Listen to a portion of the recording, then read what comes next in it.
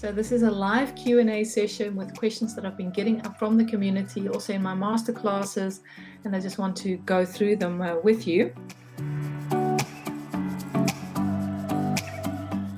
Great, Jan, he was in the masterclass. I'm glad you enjoyed that. Wonderful. The first question that I think we could be looking at is, the question was, what is my biggest tip to sell your art in 2021? Good question.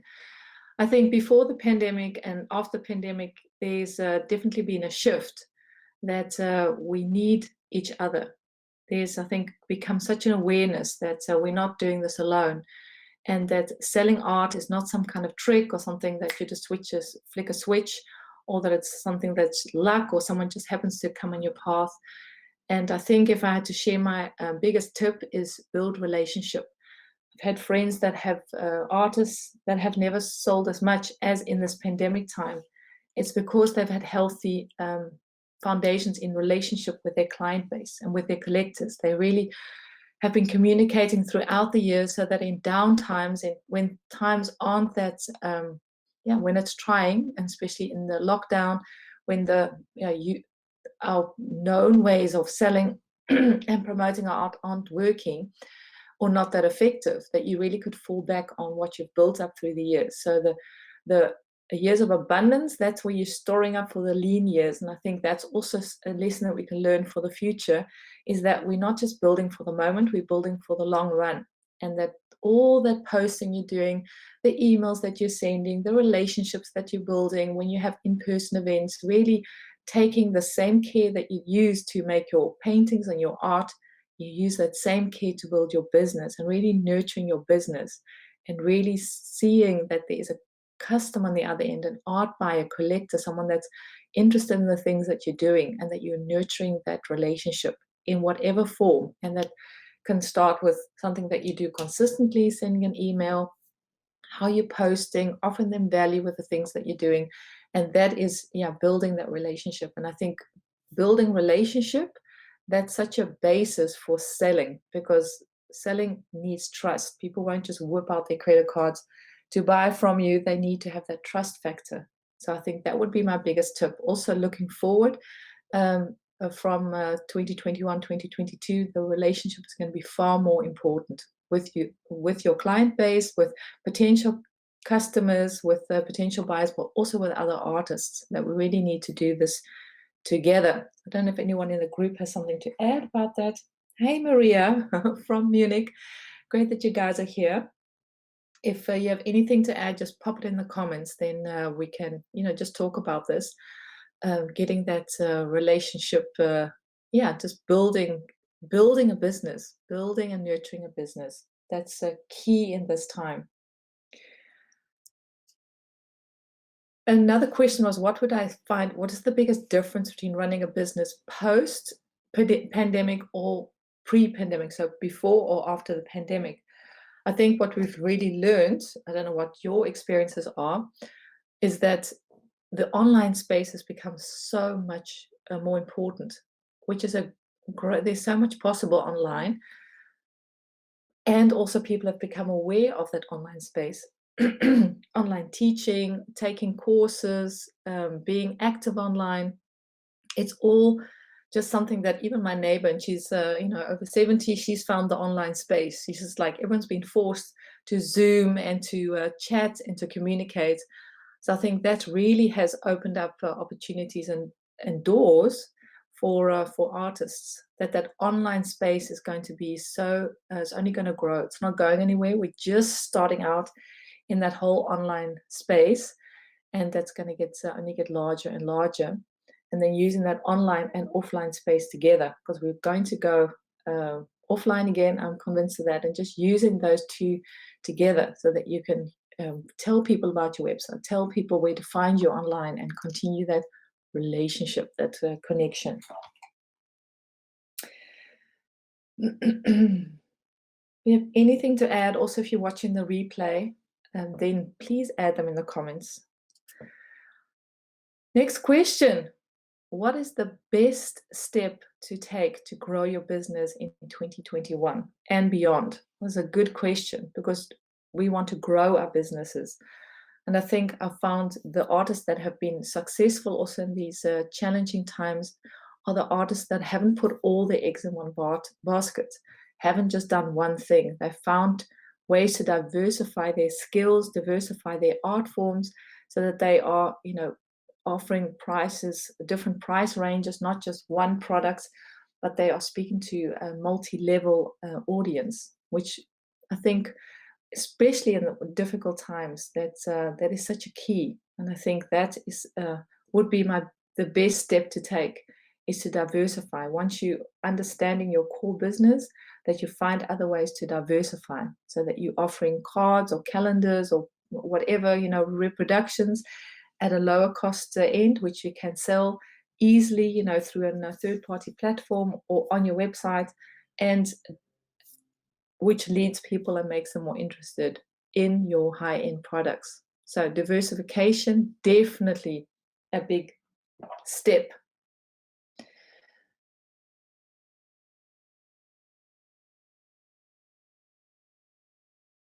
Jan says that Instagram and Facebook is becoming more and more the main source of contact, even more than his website. Social media is great. There's so much possible, and also it's a point of contact with people.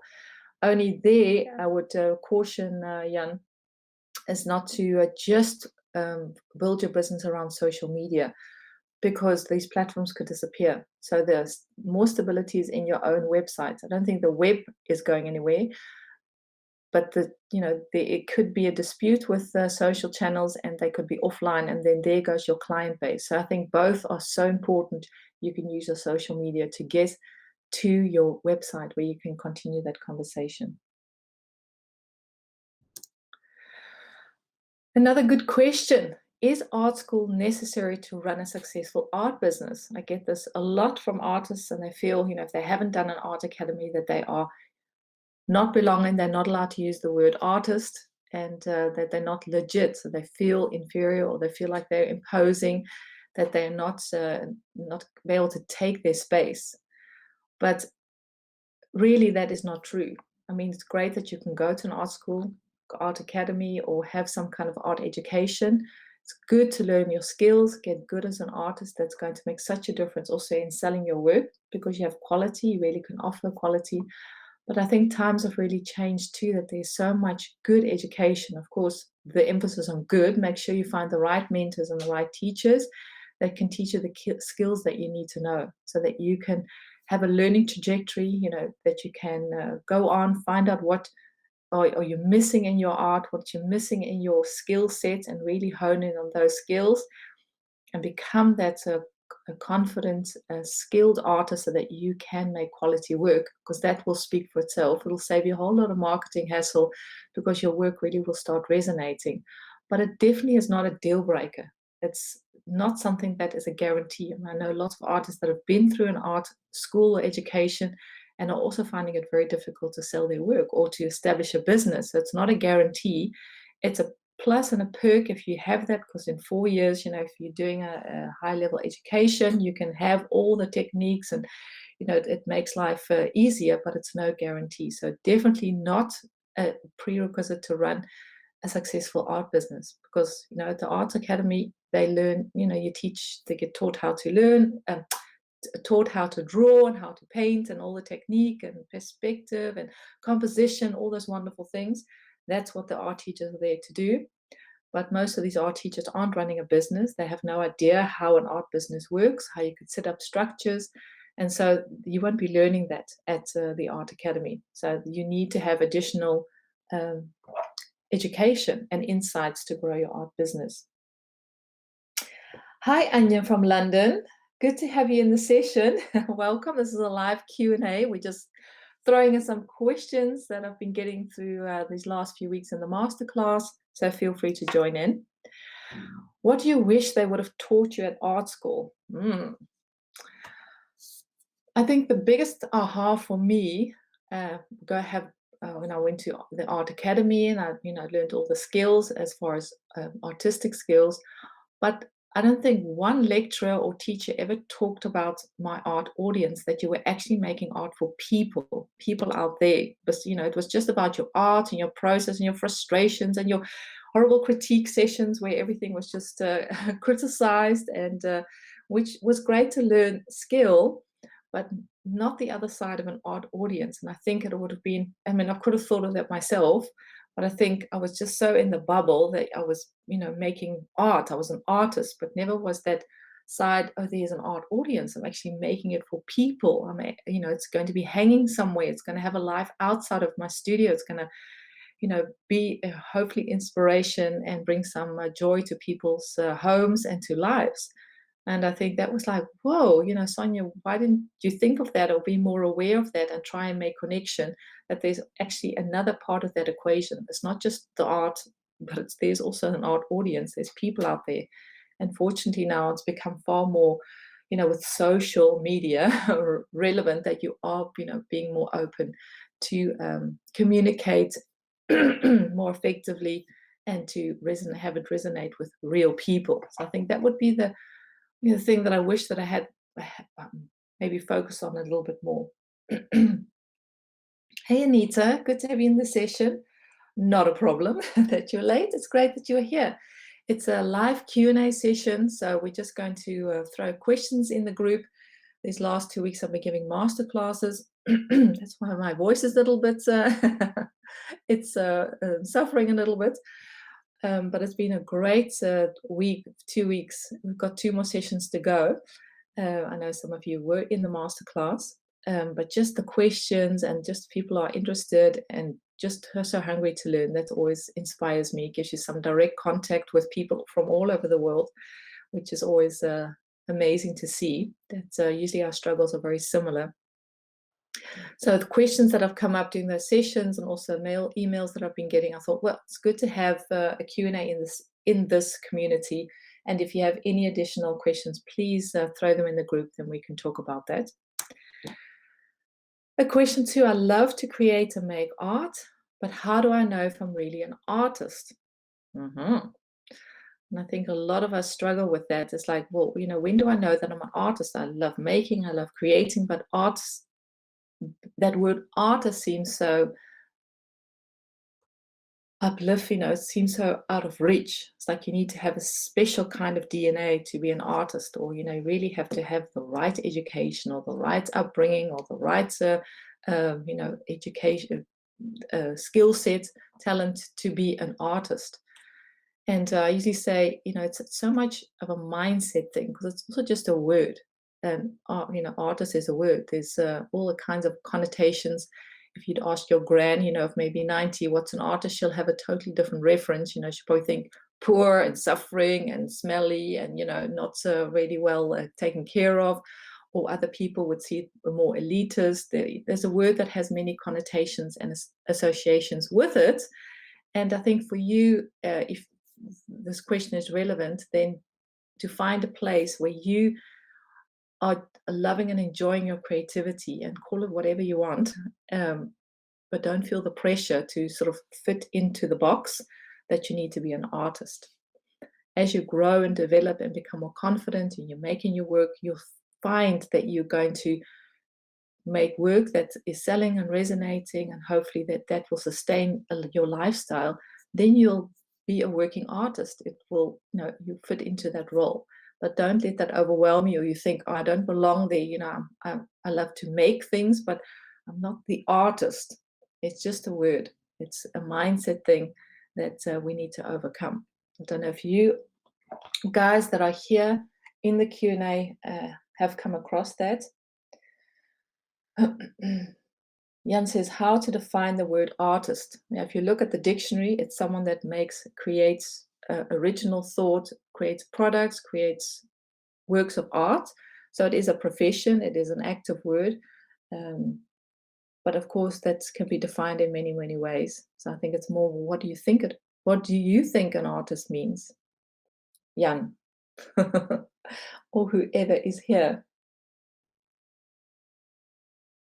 can throw it in the group. I don't know if anyone is struggling with this.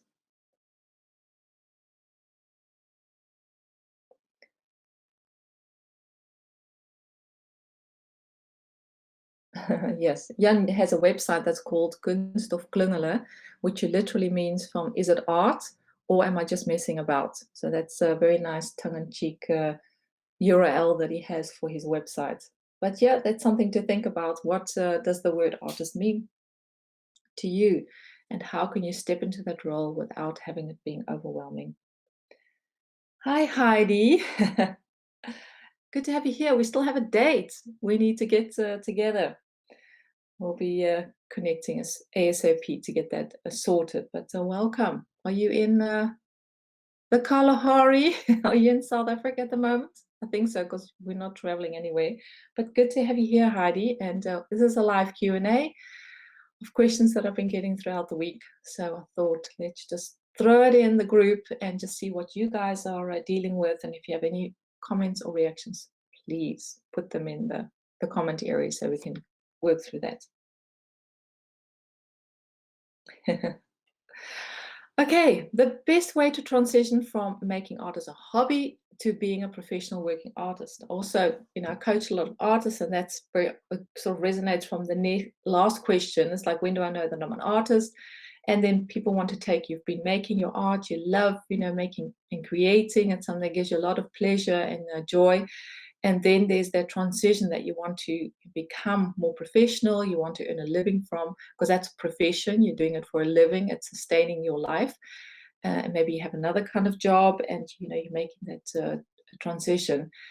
And I think the first word that comes to mind is the word slow, that you make it a slow transition. Very often I see artists that just get this, like, okay, I'm making a choice, I'm going to be an artist, and then they leave their day jobs or all their sources of revenue, and they're just going to make their art. And sometimes you need to burn the boats. That's a wonderful story of how they used to conquer nations, that the boats would go to, countries.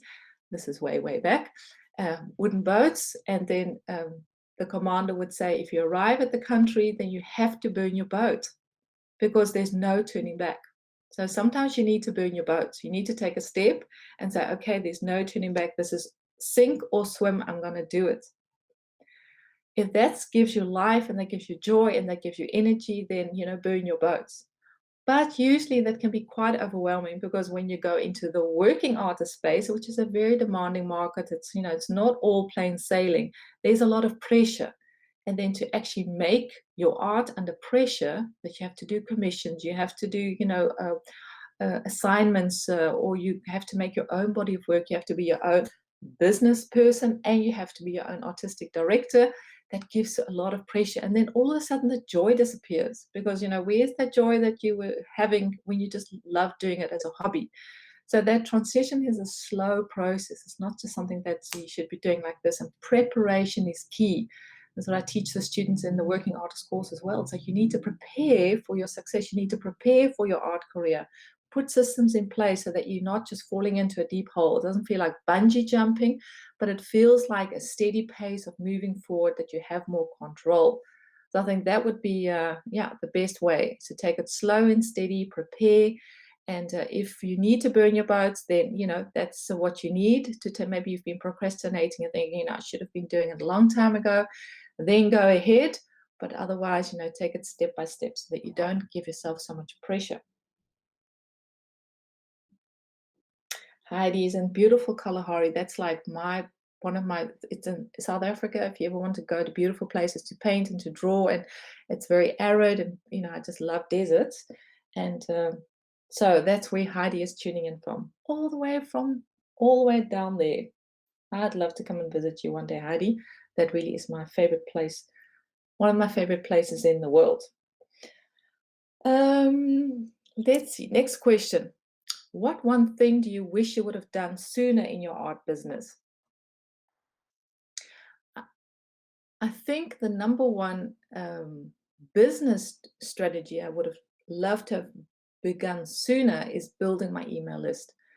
You followed the masterclass. This is something that I talk very passionately about, is that you can build relationship online, you can build relationship through social media, but if you're building your art business, you need a list. You need to have direct contact, and the chances are far greater that people will connect with you through getting an email from you than randomly seeing a post on social media, and unless you're direct messaging, but that is sort of like an email. So, and just having a list, you're building your community. And that's the first question we looked at. How can you build a sustainable business in 2021? It's all about relationship. And those are the artists that are really going places, especially in difficult times, because they have that trust, they have built, they've shared, they are investing. And that email list is super important. So those artists that are here that are joining the Working Artist course, that's something that we're going to be focusing on in the course. So get ready so we can start building that email list.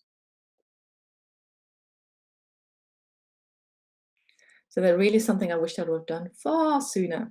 Later I got the ahas, like, oh yes, maybe I should, but you could really use it strategically. What advice, what advice would you give a starting artist? So if you're just starting out, I think enjoy your art. When you're starting out, it's such a wonderful phase because there's no pressure. You're just making your art, you're enjoying it, you are discovering, you're exploring your style, and don't be too limited by what people are saying. So really choose your mentors, choose who you're listening to carefully, because especially when you're starting out, there's like so much possible. There's endless content online, and really choose who you're listening to, and just maybe go into your bubble and just experiment and make lots and lots of art without the pressure of having to perform or critique or people looking over your shoulder or judging what you're doing, and really build a relationship with your artist heart. Finding who you are, what makes you you, and make art for the love of making art. So, and just do a lot of it. So as much time as you have, you're starting out, just make art, make a lot of art. And then maybe just have an Insta feed that you could use, so you don't have to have a fledged website, everything has to be too advanced. Keep it really simple, and then choose like 1 or 2 platforms that you're using to communicate, and then curate your content. Really choose what you're going to put online so it does elevate your art. You want to elevate everything so that you're not starting out with fuzzy images and bad photography and bad posting. You want to have already that quality. If you're starting out, you don't have to wait till you're emerging or experienced. Just start out straight away and just create and put out that beauty that you are making with your art. And just be honest. I think too, you can have this pressure, like, I need to be an artist, so I need to act and talk like a professional artist. You're starting out. Be really honest where you are in your process, also with your social feeds. I'm starting out, come on this adventure with me, and this is what I found out today, and this is what I learned today, and be really free and spontaneous. And that's infectious, because people will relate and people will be applauding you for taking steps that you're going into this art space and you're discovering your creativity. So I think would be my advice. Be really real and honest, but curate, so don't have to put everything online, and just make tons of art and just enjoy the process, so that you have you find your creative flow, build that relationship with your artist heart, which will make all the difference further down the road. Next question. Do you need to post every day to grow your art business? Definitely not. You may feel the pressure that you need to be online, have to post every single day. Rather post intentionally and do it once a week and think about it and make it really count, than try and post every day and feel overwhelmed and think, what should I be posting, and what should I be putting out there? So no, definitely not. But make it count and make it beautiful, and really make it add to your communication. Posting is marketing. You are putting out signals, and make sure those signals are effective and are reaching people with your message, what you are trying to say with your art and your art vision.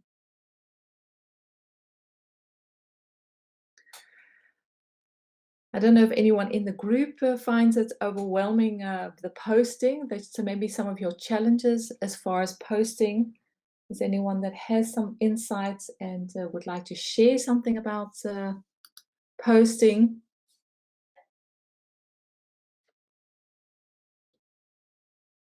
use in that online space? What are your challenges when it comes to the online space?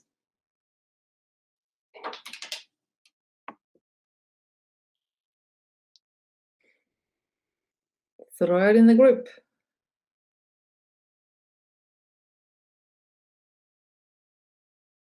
There's a little bit of a delay, so I just have to wait for a while.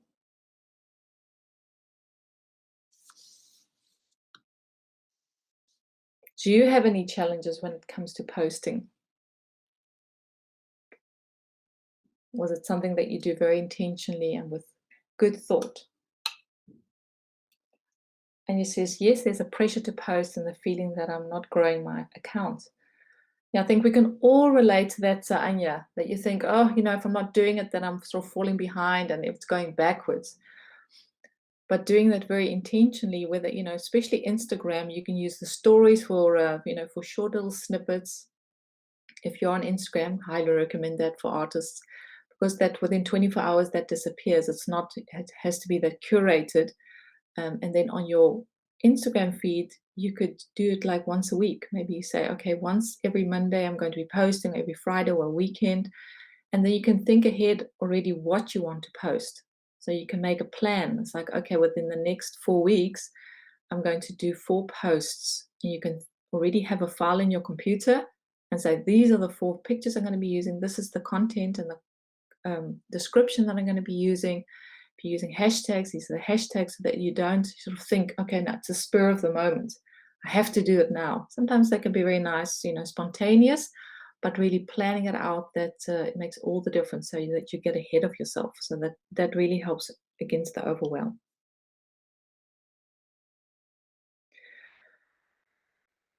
Maria says it's good to post weekly or monthly. Definitely, as long as there's consistency in what you're doing. So it's not like I know that people are binge posting, so they like post a week every day, a few times a day, and then they get so overwhelmed that they don't post for another 3 weeks. That's not consistency. There's no consistency. So my tip would then be rather, take a breath and take the pressure off and do it once a week. And just, but make sure there's some kind of rhythm on what you're doing. So it's set times that makes a huge difference.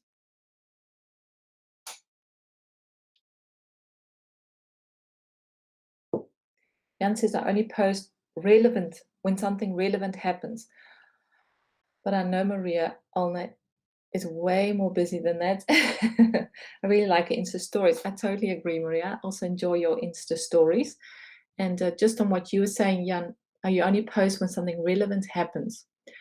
That's also not, there's no consistency in that. You can, make sure there's something relevant happens, or it doesn't have to be chronological. You can save something up to create that consistency, which is great for you, for your followers, but also for your algorithm, so that you keep your posting continuous. That's just something for you to think about. Next question. I'm thinking of doing the working artist course, but I'm a busy mom with small kids. Now, a lot of you in the group here have done the working artist course, but this is a question that I got in the masterclass. And I think it also just talks about the busyness that we have. We're busy with a whole bunch of things. And do we have time to make art and to follow a course, for example? And in this case, it was the working artist course. And now, I've seen the people that are the most busy and have so much on their plates are usually the most productive people because you understand time. It's people with a lot of time and nothing to lose that usually are less productive. So if you're thinking of doing the working artist course and you are busy, whether you have small kids or a busy job, those little moments are can have such added value. Doing something 1 hour a day can have such an effect, whether that's, not even only the course, but doing your painting 1 hour a day on a consistent basis will take you much further than, trying to think, I need to do it, and all your energy dissipates and not having some kind of routine. So those small little increments of time, make those count and really use that in your favor. There was another question, if the working artist course is live. Part of it is live. Some of it is, it's all pre-recorded, so it's on demand. And so you can join in your own time. The modules are released every single week on the Mondays. And then at the end of the week, there's the live session. And that's a Q&A session. They're going to be guest expert teachers. And so you can follow along. And there was another question, what time are the live sessions? That's on the Friday afternoon at 2 p.m. Dutch time. We'll be live. And if you can't make the live, if you're thinking of doing the course, and some of you have done the course, and hopefully we'll be seeing you again, or, for the first time, then the Friday is our contact moment. And if you can't make it, it's going to be recorded. You can submit your questions beforehand, it's recorded, and then you can look at the recording in the members area or in the Facebook community. So that's definitely something for you to think about, whether if you want to join the Working Artist course. There are live sessions, and especially this year it's going to be extra special because we have such amazing guest teachers. I'll share a little bit about that further down the line. Where will I be at the end of the course? If you are thinking about the course, haven't joined in yet or been through the course really will help you get clarity, because I think a lot of you are overwhelmed by all the possibilities. You've been trying different things, been making and creating maybe for a lifetime, and you have different styles that you've been doing and don't really have a clear trajectory for your art business. This really is an art business course to set up structures around your creativity. So at the end of the course, my hope is that you would get more clear and have steps to take. So there's a module 2, it's all about planning, really getting clear, setting some goals, and then reverse engineering those goals into steps, smaller steps. So you're breaking down those bigger goals into smaller steps so that you get more clarity. And so it's not so overwhelming, because you think, maybe your goal is to set up your artist website, or to make a collection, or to collaborate, or to get licensing deals. That can be quite overwhelming. But if you break it down into small steps, like, okay, that's for further down the road. What steps do I need to take today? And there's a whole lesson in the Working Artist course to break that down into smaller steps.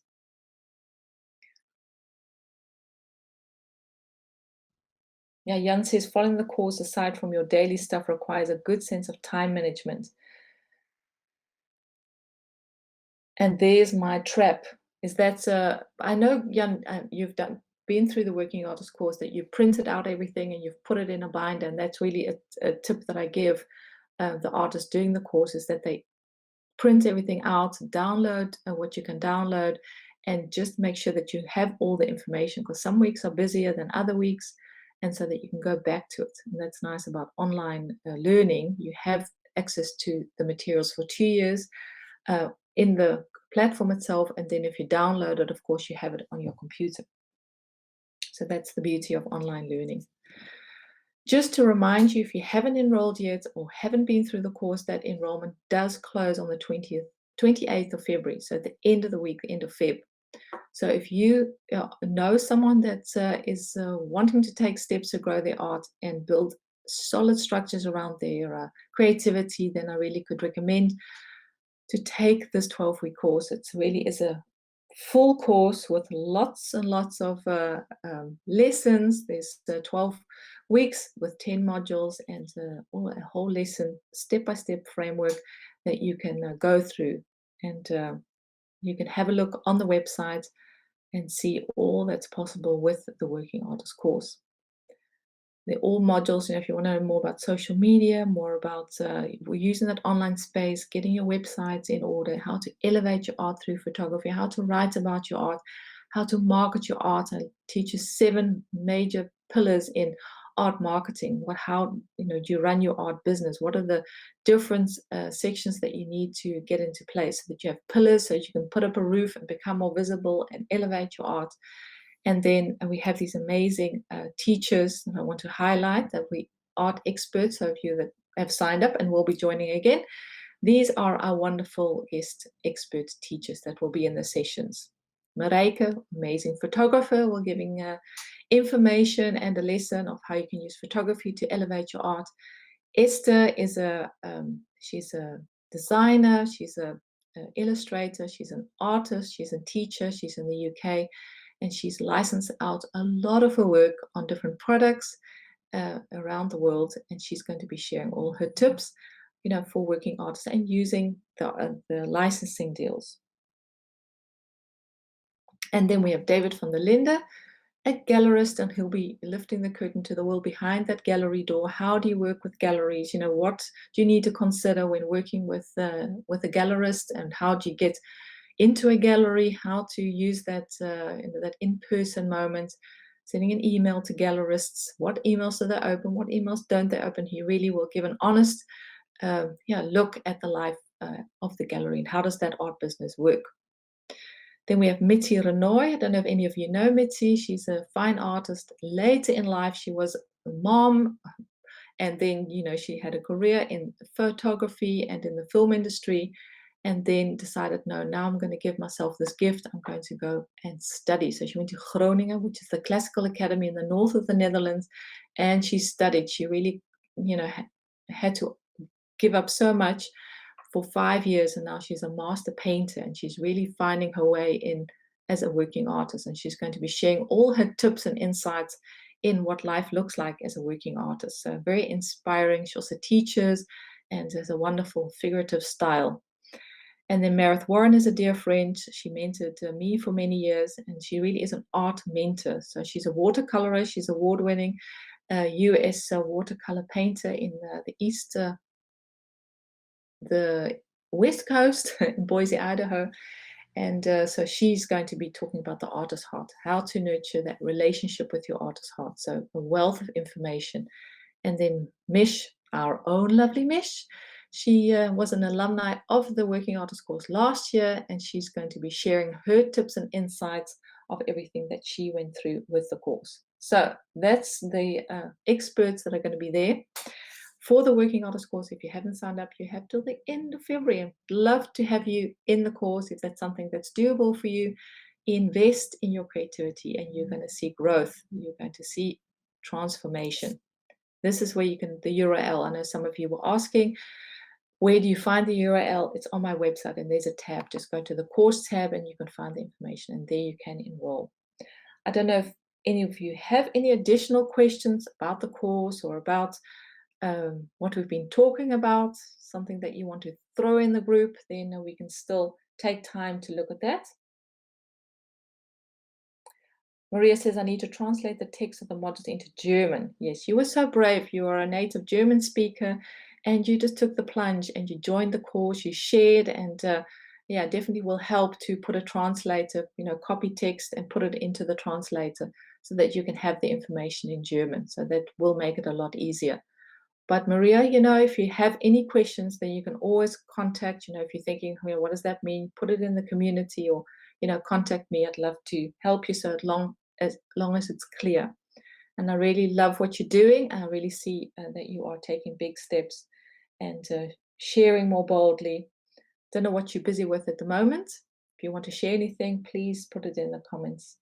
Then I'd love to hear. So any more questions before we close this Q&A session? If you're watching the replay, then you can use that comment area as well and just throw the comments in this community. I mean, this community really is there to help one another.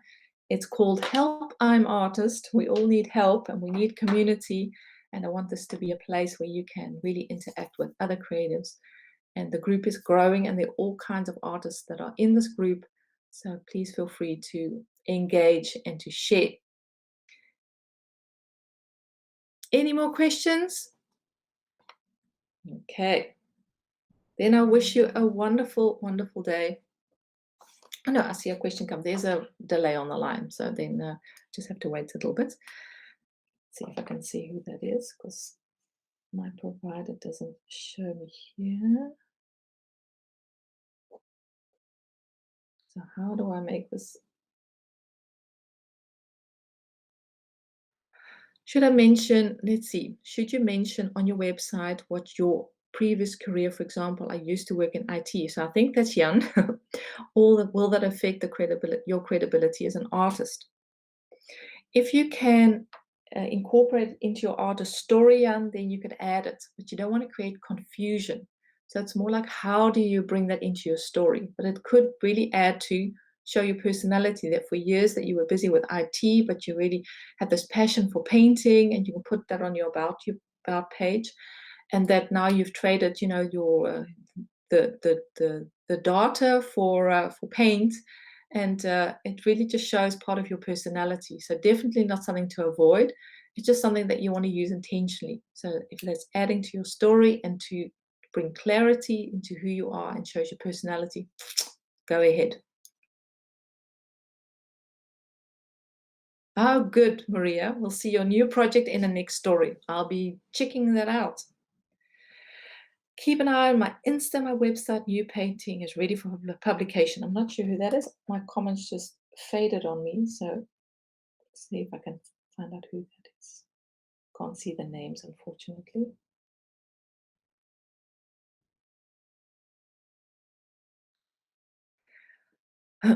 When I start with zero online platform, what do you recommend me to start with? Website or social media or marketplace? When you start with a zero platform, what do you recommend? Definitely with social media and in person. Those are two parts that you can sort of activate your followers. Having a website, you can have a beautiful website, but if no one's visiting your website, then of course it defeats its purpose. Use those social channels as a point of contact and bring people to your website. So maybe you can first focus on your social media, get a nice profile, get your nice feed going, elevate your art through the photography and just show your personality and your process that you're doing, some of your products that you're doing, and see who it resonates with and tell them, once your website is done, now you can go visit my website. And the same when you're in person. So when you're in the marketplace, you can say, I have a social channel, follow me there. Follow me on Instagram, follow me on Facebook, LinkedIn, Pinterest, wherever you are. And then when your website is ready, you can tell them on your social channels, go to my website, it's ready. So I think that would be a good step-by-step plan.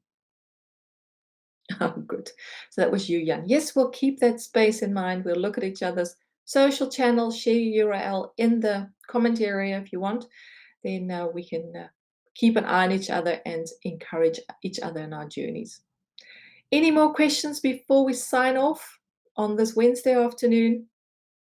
Thank you for taking this time to be with me.